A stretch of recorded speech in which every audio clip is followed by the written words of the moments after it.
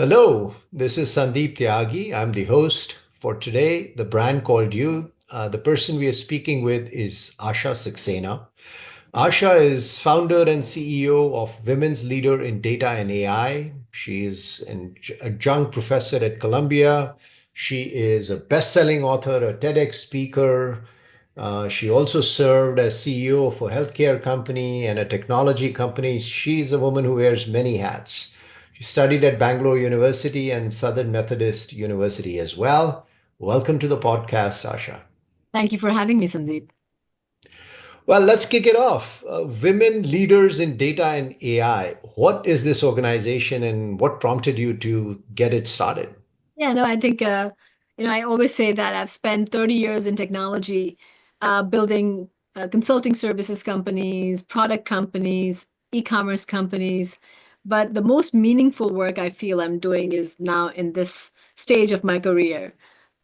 During the pandemic, and I think it was a very reflective time for a lot of us during pandemic when you had the time to be home, working virtually and had people who you were losing, you know.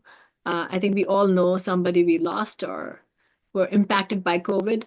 And that was a time when I actually thought about what I have accomplished and what I'm leaving behind. And I was writing my book, The AI Factor, which, you kind of mentioned briefly. During that time, I was writing the book, and one of the chapter was ethical AI. And I was doing my research for that chapter, and I was researching every example I would take, it would bother me a little bit more. And how AI can have the biggest impact on our businesses, our lives, but also it can have a negative impact of the biases, or how it can amplify. I say how it can amplify the best in us or the worst in us. Mhm. So that concept was something that really bothered me a lot. And I remember sitting with my son and talking about it. And I said, I'm writing this book. I'm hopefully going to leave a legacy and talk about my experiences and put this in the book. And hopefully that would help businesses. But what's really bothering me is that we, as minorities and women, won't be counted. And he looked at me, he said, Mom, what are you going to do about it? And I said, but what can I do? And he said, if not you, then who? And I just smiled, like our kids think we are superheroes, that it's parents, parents can solve all the problems. And I just shook my head and walked away and I said, I don't think I can do anything. And I kept thinking about it. And I said, you know what? I'm just going to call a few of my peers I worked with, senior leaders in Fortune 100 companies, and see if they would come together. And I called, CIO of L'Oreal, Chief AI Officer of IBM, former CIO of federal government, um, uh, White House, FBI, CIA, C-suite leaders in technology and data. And they all said yes. So we all came together and created this organization. It's we say it's a women leaders in data and AI, but we bring together the world leaders in data and AI. So we have men and women who come together with a mission to create a fair digital world. It's a membership organization, and we have thought leadership, education, and a lot of our programming is around making sure that we are educating the community on how to make sure we are consciously creating a fair digital world, because we are going to be in it if we want it or not. Yeah, this is interesting. So I mean, I'm obviously not firsthand experience on how biases impact you, at least on the gender side. Um, but I have heard from my daughter that she felt intimidated when she would have a male teacher and sometimes felt like that she was being um, explained it in a way and she found it very reassuring to go to Barnard, which is a women's college, to do courses like that. Is that something that you experienced? Did you feel being a leader in this space that consciously or unconsciously there was some bias in some conversation? And maybe if you could share something, a moment that said, well, this doesn't sound right. And how did you deal with it? This happens all the time, and I think it happens to minorities and it happens to women. And I think we all deal with it in a different ways. I always said that when I was growing up, being the only woman in a group of men, older men, it was very hard to have a voice. And then how do you make sure that you have a voice? I think you have to have extra confidence. You need to make sure that you stand up and ignore the biases and make sure you're seen. And I think those skills, minorities and women kind of start learning how to navigate the world, which I think we all do. But yeah, no, this is very, very prevalent. I was, you know that I teach at a graduate school, and we have student feedbacks and surveys, and the scoring is from 5. And if I get a 4.2, I'm upset because I want a 5 on 5. And Mhm. I went to uh, you know, uh, the administration and I said, I don't like the rating. Can you explain to me how do I read the survey better so I understand where my weaknesses are because I want to work on it. And she said, Asha, don't take this as seriously because your 4.2 is probably 4.8. And I said, what do you mean? And she said, we did a survey. It's a very common survey which people know about. You can have a same course that is taught by same exact course with the same tone. We have done the survey where we've put a male's voice and with a focus group, and then similar focus group at another time with a woman's voice. Exactly same content. And the rating of the men was higher and the women was lower. Wow. So she says that this is something which is a scientifically proven Yeah. um, feedback we've gotten. So female professors usually get lower grading than a male professor with the same content and same topic and same everything, same So duration. you just accept it? What do you No, do about it? so you don't accept it, you make sure that you keep excelling. And I think that's why um, you would see that women have to work a little extra hard to make sure they keep uh, standing ahead, marching forward, and make sure you keep making a difference. But does it not happen? you know, that's not a fact either. It does happen. It There does. is constantly places, but what you do is fall down and you see someone creating the bias, you dust off and you get up again and you run again. Yeah. So, and you run a little faster and you run a little extra. And what a lot of my peers in BIPO, female leaders, will tell the younger women that always make sure that your content is really solid because no one should question you on your content.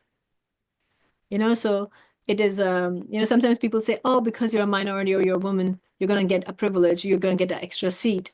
That's not true because we've been working really hard to get that Right. seat. In fact, we have to be extra smart, extra intellectual, extra prepared to show up because we don't want to be missed. Yeah. So you mentioned briefly your book, The AI Factor. Tell me a little bit more about it. AI is obviously on everybody's mind these days. It's the hottest topic out there. Um, what did you try to cover in the book, and why write another book on this topic? So when I wrote the book, I was writing the book in 2020.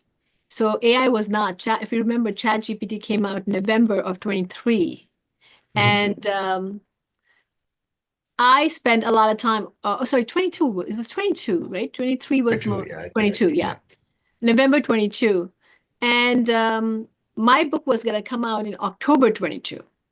So I wrote it before ChatGPT came out. When I was writing it purely because I've spent so much of my time in data management, data analytics.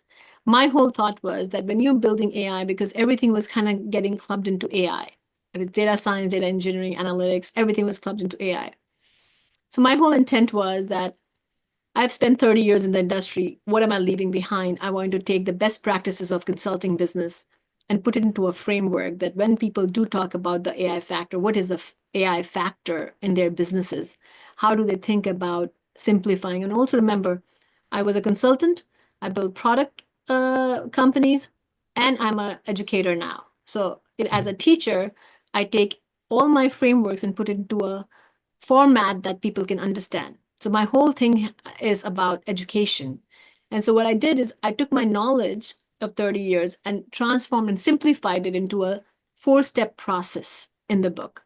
How can business leaders and technology leaders, and another thing which I saw during my career was the business they do not get how engineers work. They do not get, the mindset of engineer. And the engineers get so fascinated by the toy, the technology, that they forget what the business wants. So the disconnect was something I saw over and over and over again. And so my thought was that this should be a book where a business leader could read it and truly understand the terminology as they implement AI. And an engineer, a technologist, can use a business language and use the same language to be able to communicate to the business leader and use this 4-step process to make sure when they pick an AI, everybody wants to implement AI, but where do you start? And where are you going to get the most value? And can you actually tangibly equate value to the AI you're going to implement in your organization? Working with, Fortune 1000 companies, my thought was, how can I write a book that would be easy for business users and technologists to communicate with each other, figure out how to use technology as the power to produce the most value for their business. And that's what I did in the book. And then one of my dear friend from YPO bought 500 books for his company and then said, "Where's the playbook?" And I said, "What do you mean?" And he said, "You don't have a sequel?" And I said, "No." And he said, "Can you please write a sequel because we want to run workshops within our company?"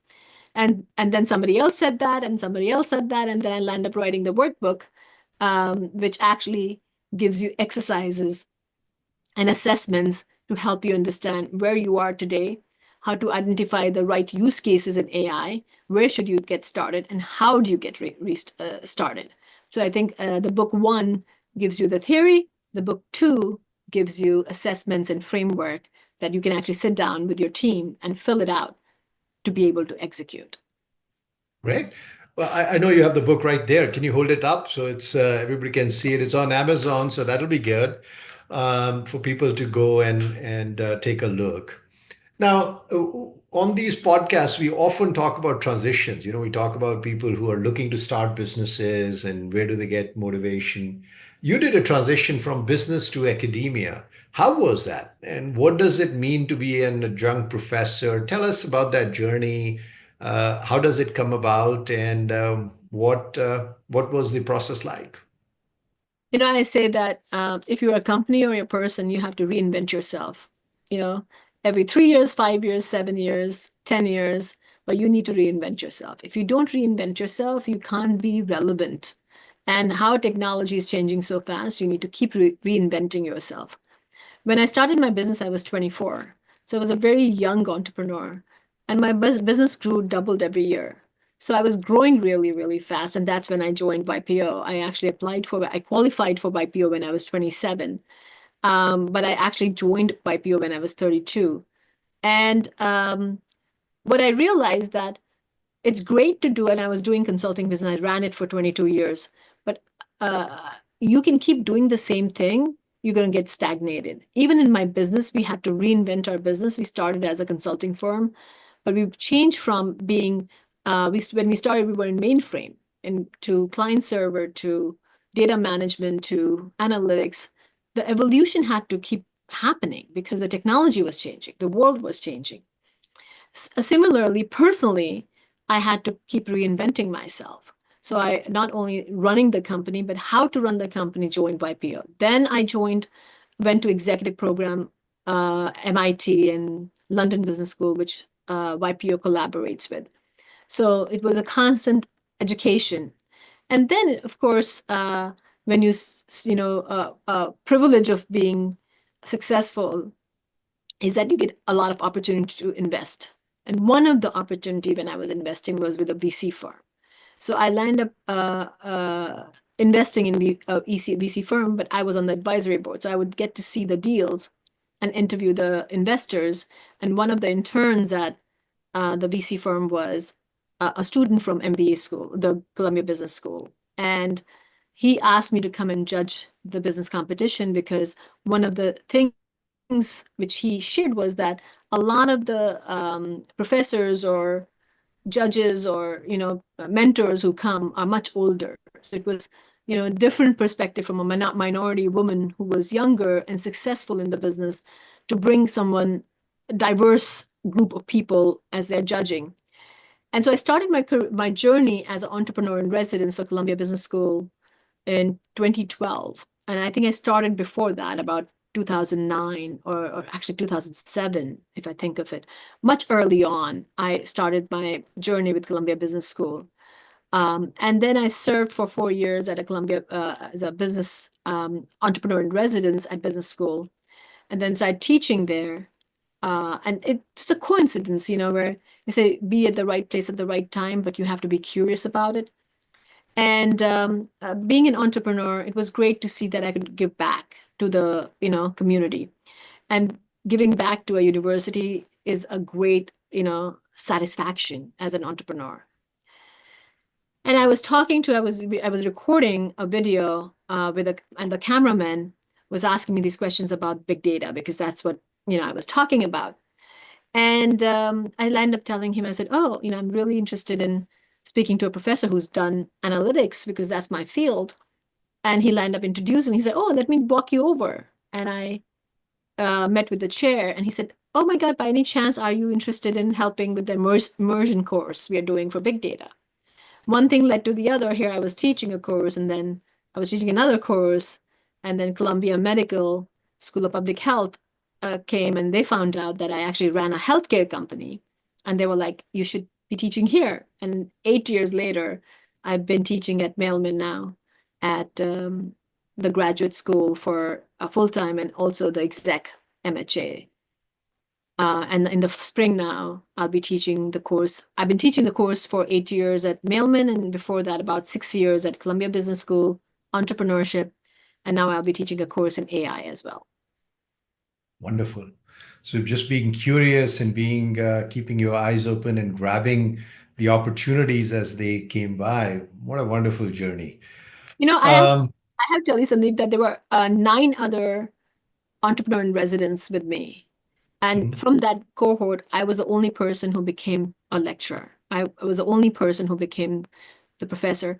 And sometimes I say that, nobody came and handed me the opportunity. I had to be ready for it. I had to be Yes. prepared for it. And when the opportunity came, I had to say yes. Hmm. Because a lot of time people miss that, miss the Yes. opportunity because they're not saying yes or they're not ready for it. Yes. Yes, indeed. Okay. Well, we changing gears. Let's talk a little bit about your personal journey. Where were you born? I was born in New York, and I grew up in Delhi and came back to New York right after my college. So it's So a, you went to college in India? I did, yes. Yes, I Ah, went to Bangalore okay. University and came back here. I grew up in Delhi and then did my college in Bangalore and then came back to US. Ah, okay. Now, what was the childhood like? What kind of influence did your parents have on you? And if you were to think of what did you take from your father and what did you take from your mother, No, something in your personality, what would it be? I was influenced by my mom a lot. My mom was an entrepreneur. She was somebody who started from scratch, she had a school and she was self-starter, ambitious woman. I remember even now, I laugh about it. Few years back, my mom was older and was going to a daycare center in New Jersey. And you probably know how we have daycare centers here, which is amazing for Indian community and older Mhm. generation. I lost my mom last year and my dad this year.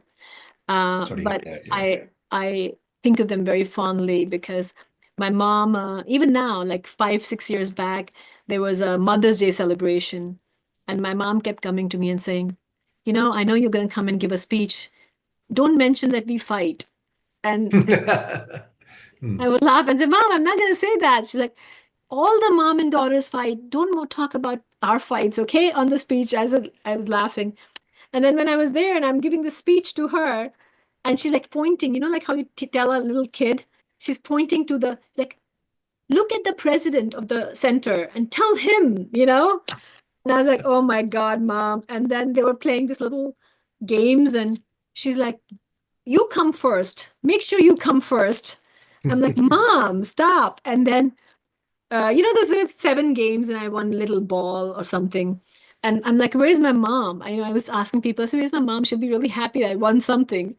And she's like, no, she's gone inside to fight with them because she wants to make sure you get a good price. So she was So a you very got your drive from her, your passion and your mission in life in came from 80s. her, Yeah, yeah, energy levels. she did not like I would come second. She wanted me to be first at every single thing, and I was the only child. Mm, So wow. Mm, yeah, so I yeah. think it made my mom proud because the center would tell me that how she would talk about me fondly. So yeah, it And from your definitely. dad?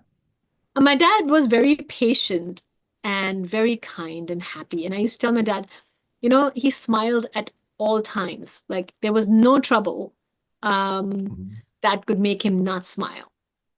And so I think being positive or being optimistic, I would say came from my dad to make sure that no matter it's ups or downs, you have to smile no matter what. What a wonderful combination. You got a drive and you got a pleasant smile, so that's wonderful. What decision do you think has been the most impactful decision in your life? I think the most impactful decision at every step is being able to say yes and jump in, not be fearful, have the courage to believe in me and make sure that I do it, and then go all in. And there's no looking back. And I think I didn't realize that that's not how everybody is when I was younger. And now that I look back and I realize that, oh my God, I can't believe. And the second is the hunger to learn. I'm constantly learning. And I think that's something which is it differentiates me from others is my hunger for learning constantly. And lastly, I would So if say you were to look at kind of like the decision or the opportunity you said yes to, which was maybe which least obvious, which one would it be? my very first jump into being an entrepreneur. I was working for a consulting firm. I had 3 other offers for job. And at that time, my manager, who was my mentor, said, no, go start your own company. I think you can do it. And I'm like, I'm only 24. I just came to the country 2 years back. I don't think I can do it. And he's like, no, no, no, you can do it. And I jumped in, even though when I had safe path to take, um, I did it. And I think I'm surprised that I did it and it worked out for me. Well done. Okay, well, we are moving towards this rapid fire sections. I'm going to ask you some quick questions. Whatever comes to your mind is the right answer. What's your favorite book? I know you've written one, so pick one that you haven't written. And how did it impact you? I think Man's Search for Meaning is the my favorite book of all time. Viktor I Frankl's, yeah. Viktor Franklin's, yeah. What a great book that is. If you haven't read it, you have to read it. It tells you why having a purpose is important in life. So that's definitely an all-time favorite. What's your comfort food? I would say pizza or chole bhature. Okay, good mix of your Delhi and New York heritage. What activity gave you joy recently? What did you do that made you smile and giggle? My puppies, my dogs. It's every time they look at me with such fondness. I've never experienced that love in my What life. breed do you have? Golden doodles. Ah, okay, if you were to meet a historical figure for dinner, who would you like to meet? And what would you talk about? I actually have been very impacted. I'm really been impacted by the power of pen when Gandhi said, you don't need a lot, but the power of pen. And I've actually experienced that firsthand when I'm building Wilda. It's the Mhm. power of communication. You know, I think you can create a movement if you have the passion and the pen. And I would go back to the printing press and how he actually, Mahatma Gandhi convinced and influenced the world with the power of pen. And that would be my question. Very interesting. What is the biggest concern you have with the state of the world right now? Is the hatred. Leaders, when they talk about hate, and that disturbs me a lot because as a leader, you are the role model for the public.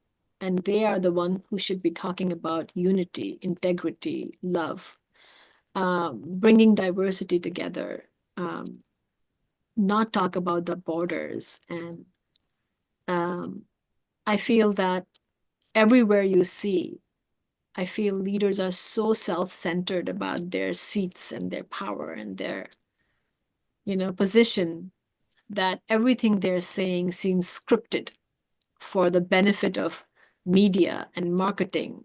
And what I say, a negative comment or a positive. So you don't truly see the goodness in people, which I miss. Wonderful. Well, this brings me to my final question, Asha. What is brand Asha Saxena in your own words?